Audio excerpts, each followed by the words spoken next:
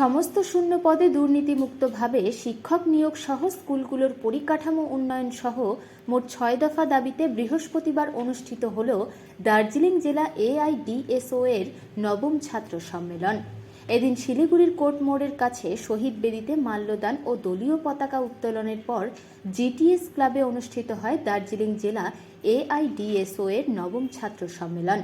সংগঠনের সদস্যরা জানান, প্রায় 8,000 স্কুলকে বন্ধের মুখ থেকে রক্ষা করতে ও জাতীয় শিক্ষানীতি 2020 বাতিল সহ মোট 6 দফা দাবিতে এই সম্মেলন। তাদের এই সমস্ত দাবি পূরণের জন্য আগামী দিনে আরও কী কর্মসূচি গ্রহণ করে তাকে কার্যকরী করা হবে, এদিন মূলত এই সমস্ত বিষয়ে আলোচনা করা হয়।